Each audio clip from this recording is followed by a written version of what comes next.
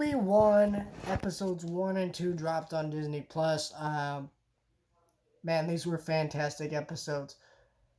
I don't know how to put in words how great these episodes were, but they were amazing. So let's get into it. So this episode starts with an Order 66 flashback, which was interesting.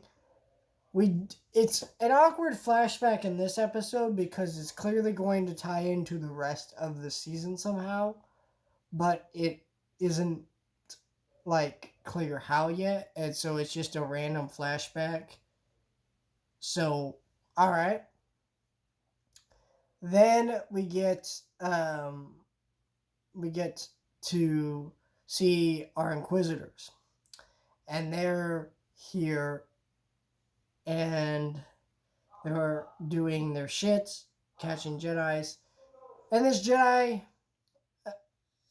is on this planet, and then it cuts to Obi-Wan, who's just a meat trader, or he's just a meat cutter, and he cuts this meat, and he steals it for himself. He doesn't really care. He only minds his own business. He's trading with Jawas, just kind of living as a sand hermit. I think one of the most tragic things in this first episode was when this Jedi came up to him, and you just see that Obi-Wan has no faith at this point. It's 10 years after Revenge of the Sith, and it's clear that Obi-Wan is lost.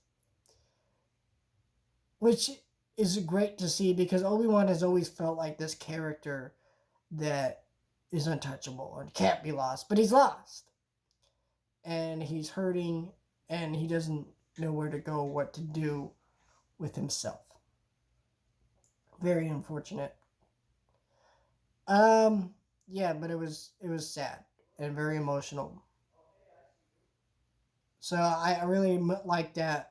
Then Leia gets kidnapped in this episode, and Obi-Wan has to go on a journey to save her, which I think I really like this part of the story in these first two episodes, because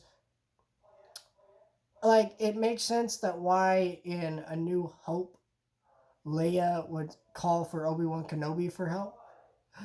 That's an awesome moment, but I like that Obi-Wan refuses to do it, and then they have to force him into it, but he does it. He saves Leia, and then we watch some Inquisitors die.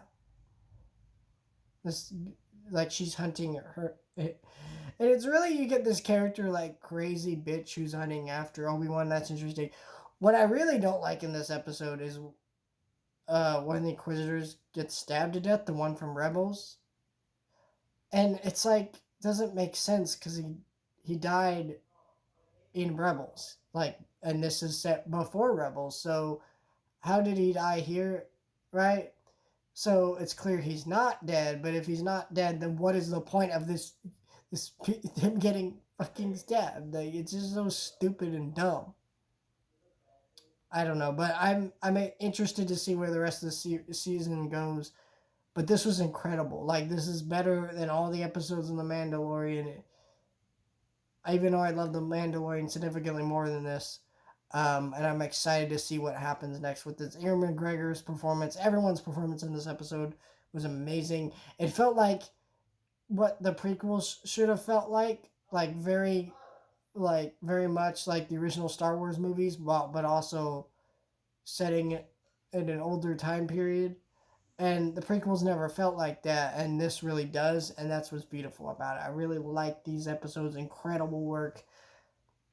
Yeah, just great.